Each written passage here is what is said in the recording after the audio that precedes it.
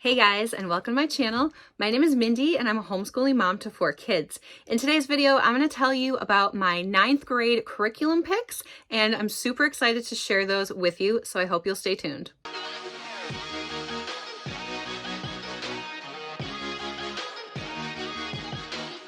So I've got my iHip here. If you follow me, you know that we homeschool in New York State. My son is in 9th grade this year, and so it really kind of counts, now that we're in high school. So he is getting 1 credit for English, 1 credit for social studies, 1 credit for math, 1 credit for science, 1 credit for health, 1 credit for phys ed, and then a half credit for video editing, and then a full credit for Bible. For our 9th grade English credit, we are doing a variety of things. This is a program that I have put together myself. It is not an open and go curriculum. It is not an online course. It's not something he's doing with a co-op. I love English language arts. I have a master's degree in literacy, so I'm super passionate about it. And so I am going to show you first the novels that we are going to read. I plan to read all the novels with him for his English credit. So this year I have 8 novels planned. So here they are. A Long Walk to Water by Linda Sue Park, The Boy in the Striped Pajamas, Know Why You Believe, Boys Without Names, Patricia St. John Tells Her Own Story, Christian Finance for Teens, Fahrenheit 451, and Lost on a Mountain in Maine. Okay, so you'll see that there's a wide variety of genres. I have an autobiography in there. I have a couple of historical fiction books in there. I have a text about finance and things like that. One of the biggest resources that I'm using this year for English is the Reading Journal by Not Consumed. And so here's what it looks like, and this is for high schoolers. And what I absolutely love about this journal here is that you can use this for any novels. It's not specific to whatever novels you are reading. I'm just going to show you the table of contents, and these are basically all of the books that my son is going to be reading. So these are the different types of texts that he's going to be working with. So I'll just show you an example of the fiction. So it's split up by days. So on day 1, they're identifying the book and what the expectations for the book are and some predictions that they might have.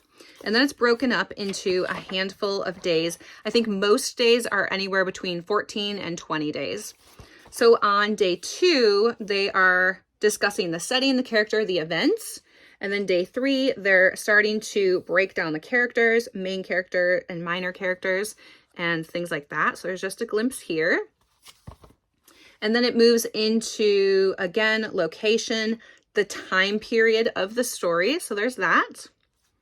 And then also, along with all of the work my son is going to be doing in here, there is an essay prompt. So let me go to the essay prompt for a fiction story. In 3 to 5 paragraphs, compare and contrast the characters in your book. And then it breaks it down by paragraph type here. So intro, body, body, body, and then conclusion. So get that a little bit closer so you can see what that's like. So this is what we're going to be using for our writing program, and I'm pretty confident in Ethan's ability to write. I have never used IEW structure and style or anything like that. I've used different writing curriculums with him in the past, and I'm pretty confident in his writing skills. So this is something that we are using for both reading and writing. Okay, so along with some of the novels, I am also finding resources from Teachers Pay Teachers to go along with more comprehension sort of a thing. So this is just an example from A Long Walk to Water, which is what we're in the middle of reading now. And this is just for chapters 5 through 8. And again, I found this on Teachers Pay Teachers. So it has vocabulary, prediction, summarizing the main events, and then answering some questions. So you can see that he's already done this work here. So like I mentioned, I don't have that for every single novel, but I am pulling a couple of resources, just additional practice for comprehension for some of those novels. Lastly, for our English credit, I am still using Grammar for the Well-Trained Mind. If you saw my videos before, you knew that this was a huge course, and this can actually be completed at any point in the high school career, 9th through 12th grade. You can even, we started this in 8th grade. You can probably use it for 7th grade too. The components in here don't change themselves. It is the examples and things like that. So this book is humongous. We definitely did not do the entire thing, and we won't do the entire thing either. We're just going to kind of continue where we left off from 8th grade and work our way through it as much as we can this year. For social studies this year, if you saw my haul video, this one right here, I actually purchased 2 history curriculums, and originally I had planned on doing American history.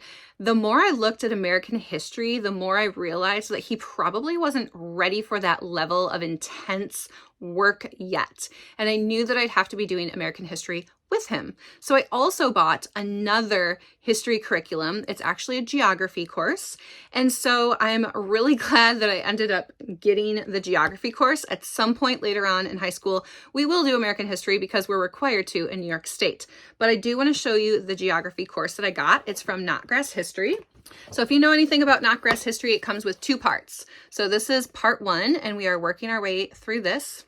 And it comes with the student review book, and the student review book is different from middle and elementary school. And let me show you here. So for instance, for each lesson, there are 10 questions. Okay, so here's an example for lesson 7 and lesson 8.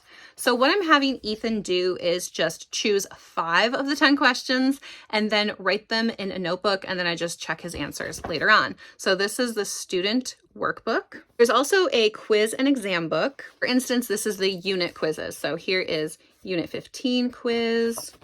It might go on to the next page. Yes, it does. There's that. And then they also have unit exams. So it'll have, like, for instance, 11 through 15 here. And then this also goes on to the next page. Oh yeah, there's 25 questions for this unit test here. Lastly, it comes with this gazette here. This is just extra information from the course for your student to learn. So this is nice because it talks about each of the countries that he's going to be studying. But then it also has in here other document-based resources. So for instance, so here's this, Perspectives on Korea. Okay, and there's a handful of those in there.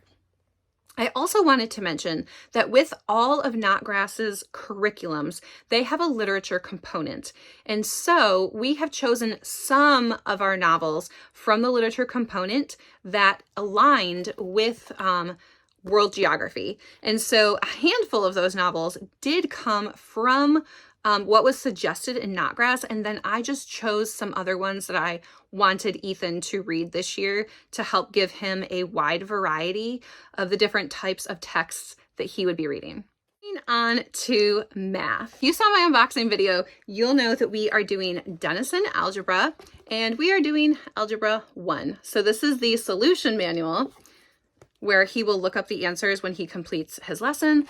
And here is the student textbook. This thing is huge. There are 17 units, I believe, in here, or lessons. I think they're called lessons, actually. Oh, they're called chapters. So there's 17 chapters in here. And yeah, so he's working his way through this. We absolutely love Denison Algebra. This has been a huge game changer for us. I am not doing any of the teaching. Mr. Denison is doing all the teaching. Ethan is doing phenomenal thus far, as he has already started his 9th grade year. Science this year, we are keeping it kind of easy, and I'm so glad we kept it easy this year, guys, because if you didn't see the video that I uploaded before this one, please check that out. I'm having a difficult year thus far that is beyond my control, and this is why it's so late for me getting this video out, because of what I'm experiencing currently in my life. So anyway, I'm so glad that the curriculum that we have picked this year has just been great. This year we are doing Friendly Physical Science. This is the student workbook. And then here is the textbook itself. And then it also has a tests and workbook solution manual. Okay, for our health credit, we are doing Thrive by Not Consumed. This is a 36-week course. And what I love about this is that there's also a physical education component to it where he actually has to record in the back of the book what he is doing for his physical education. Let me show you the table of contents. Okay, so it's broken up into different sections. So section 1, fearfully and wonderfully made. Section 2, taking care of the temple. And it continues with taking care of the temple. And as you can see, it is 36 weeks, so we will get a full credit for health. Electives, we are doing a full year of Bible, and I'm using a wide variety of resources for Bible, but the main component we are using is the Bible. So we are reading through the Bible, not the whole thing. This specific year, we're just doing an overview of the entire Bible, just big picture, what God had planned and how Jesus came to earth to redeem us. And so then I think for 10th grade, we're going to study specifically Old Testament. 11th grade, we will specifically study New Testament. And then 12th grade, I think we're going to do something for Bible along the lines of like knowing and building up your biblical world perspective. Anyway, for Bible this year, I'm using a ton of different resources, a lot of studies from Not Consumed. I am also using some video series on Right Now Media. And if you've never heard of it, your church may have a subscription to it. I know that our church does. And so we get those video lessons for free, and they're just a great way to break up reading from like a text or something like that. Our other elective is going to be Video Editing 101, and that's by Film School for Teens. That is all online. There is a portion of it that is a little notebook, but I have not ordered that yet because we're going to be doing it in the second half of our school year. So right now we're not doing that component, but I'll show you a picture of what it looks like right here.